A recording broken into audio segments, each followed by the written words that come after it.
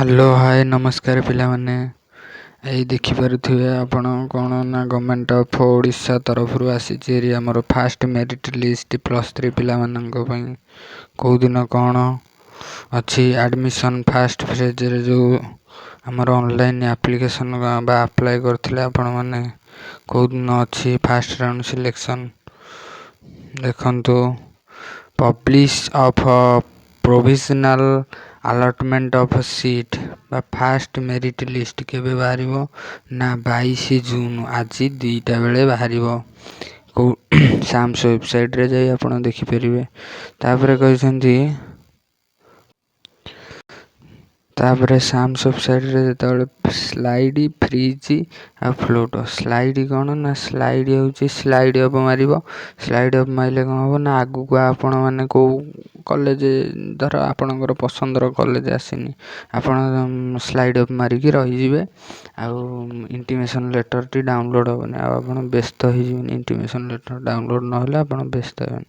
Fridge ମାନେ fridge କରିଦେଲେ ଆଉ ଆପଣଙ୍କର ଯେଉଁ କଲେଜରୁ ଆଇছে ଆପଣ ସେଇ କଲେଜରେ ହିଁ ଯାଇକି ଆଡ଼ମିସନ୍ କରିବେ ଆଉ ଯାଇପାରିବେ ନାହିଁ। ସେଥିପାଇଁ ସ୍ଲାଇଡ଼ ଆଉ ଫ୍ରିଜ୍ କଲାବେଳେ ଟିକେ ଭଲସେ ଦେଖିକି କରିବେ।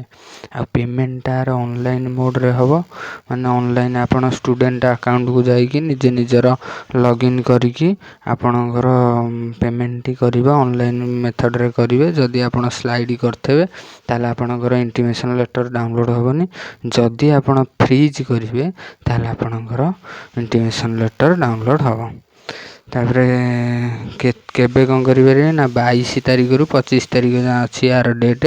ଆପଣମାନେ ଏଇ ତାରିଖ ମଧ୍ୟରେ ଆପଣଙ୍କର ପେମେଣ୍ଟ ଅନଲାଇନ୍ ପେମେଣ୍ଟ ଦେଇ ସାମ୍ସ ଥ୍ରୁରେ ତାପରେ ଆପଣ କ'ଣ କରିପାରିବେ ନା ଯାଇକି ଆଡ଼ମିସନ୍ କରିପାରିବେ। ଯେଉଁମାନେ ସ୍ଲାଇଡ଼ ଅପ୍ ମାରିଥିବେ ବା ସ୍ଲାଇଡ଼ ମାରିଥିବେ ସେମାନଙ୍କର ସେକେଣ୍ଡ ରାଉଣ୍ଡରେ ଆସିବ। ସେକେଣ୍ଡ ରାଉଣ୍ଡ ସିଲେକ୍ସନ୍ଟି ଆମର ଆସୁଛି କେବେ ନା 2 ଜୁଲାଇ 2026 2ଟା ବେଳେ ଆସିବ। ତାର ବି ସେମିତି ଆର ପେମେଣ୍ଟ ହେଉଛି 2 ତାରିଖରୁ 3 ତାରିଖ 2 ତାରିଖରୁ 6 ତାରିଖ ପର୍ଯ୍ୟନ୍ତ ରହିବ ଆର ପେମେଣ୍ଟ। ତାପରେ ସେଇଠୁ ପେମେଣ୍ଟ ଆଉ ସ୍ଲାଇଡ଼ ଏଠି ଆଉ ଆପଣଙ୍କର ଅପସନ୍ ରହିବନି ଯେ ସ୍ଲାଇଡ଼ ଆଉ ଫ୍ରିଜ୍ର। ଏଠି ଯେଉଁଥିରୁ ଆସିଥିବ ଆପଣ ସେଠି ଯାଇ ଆଡ଼ମିସନ୍ କରିବାକୁ ବାଧ୍ୟ। ତାପରେ ପରେ ଆସିବ ହେରି ଆମର କ'ଣ ନା ଥାର୍ଡ଼ ଫେଜ୍ ବା ଯେଉଁଟା ସ୍ପଟ୍ କହୁଛନ୍ତି। ଥାର୍ଡ଼ ଫେଜ୍ରେ ଆସିବ। ଥାର୍ଡ଼ ଫେଜ୍ରେ ଆପଣ ଯେଉଁଠୁ ଆସିଥିବ ଆପଣ ସେଠାରେ ଯାଇ ଆଡ଼ମିସନ୍ କରିବେ। ଆଉ କିପରି ଆପଣମାନେ ଦେଖିପାରିବେ ସାମ୍ସରେ ଯାଇକି ଆପଣମାନଙ୍କର ଇଣ୍ଟିମେସନ୍ ଲେଟର୍ ବା କେଉଁଠାରୁ ଆସିଛି ଚାଲ ସେଇଟାକୁ ଦେଖିବା। ଦେଖନ୍ତୁ ପିଲାମାନେ, ଆମକୁ ପ୍ରଥମେ ଯାଇ କୌଣସି ଗୋଟେ କ୍ରୋମ୍ ବ୍ରାଉଜର୍ କି ହେଉ ଯାହା ଓପନ୍ କରିବାକୁ ପଡ଼ିବ। ଓପନ୍ କରିବା ପରେ ସେଠି ଆମେ ସାମ୍ସ ଓଡ଼ିଶା ବା ଟାଇପ୍ କରିବା ବା ସାମ୍ସ ପୋର୍ଟାଲ୍ ଟାଇପ୍ କଲେ ଚଳିବ।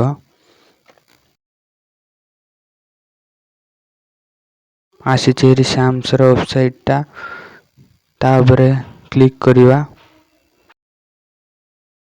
ତାପରେ କ୍ଲିକ୍ କଲା ପରେ ଆମର ଏଇଭଳି ଇଣ୍ଟରଫେସ୍ ଆସିବ ହେରି। ତାପରେ ତଳକୁ ସ୍କ୍ରଲ୍ କରିବା। ସ୍କ୍ରଲ୍ କଲା ପରେ ଏଠି ଦେଖିବେ ଆମର +3 ଶୋ କରୁଥିବ, ତା ଉପରେ କ୍ଲିକ୍ କରିବା। ତାପରେ ଏହା ଉପରେ କ୍ଲିକ୍ କଲା ପରେ ଏହା ଉପରେ ଏଇଭଳି ଇଣ୍ଟରଫେସ୍ ଆସିବ ହେରି। ତାପରେ ଆମେ ଷ୍ଟୁଡ଼େଣ୍ଟ ଲଗ୍ଇନ୍ ଯେଉଁ ଲେଖା ହେଇଛି ଷ୍ଟୁଡ଼େଣ୍ଟ ଲଗ୍ଇନ୍ ତା ଉପରେ କ୍ଲିକ୍ କରିବା। ଷ୍ଟୁଡ଼େଣ୍ଟ ଲଗ୍ଇନ୍ ଉପରେ କ୍ଲିକ୍ କଲା ପରେ ଏଇଭଳି ଇଣ୍ଟରଫେସ୍ ଆସିବ ହେରି। ଏଇଭଳି ଇଣ୍ଟରଫେସ୍ ଏଠି ମୋବାଇଲ୍ ନମ୍ବର ଏଣ୍ଟର କରିବ, ତାପରେ ପାସୱାର୍ଡ଼ ଏଣ୍ଟର କରିବ, ତାପରେ କ୍ୟାପଚା କୋଡ଼୍ ଦେଇ ସାଇନ୍ ଅପ୍ କରିବ। ଏ ମୋବାଇଲ୍ ନମ୍ବର ପାସୱାର୍ଡ଼ ଯେଉଁଟାକି ଫାଷ୍ଟ ଆପ୍ଲାଏ କଲାବେଳେ ଦେଇଥିଲେ ସେଇ ଗୋଟାକ ହିଁ ଦେବେ ଏଠାରେ। ତାପରେ ଆପଣ ଯାଇକି ଆପଣଙ୍କର ଦେଖିପାରିବେ ଇଣ୍ଟିମେସନ୍ ଲେଟର୍।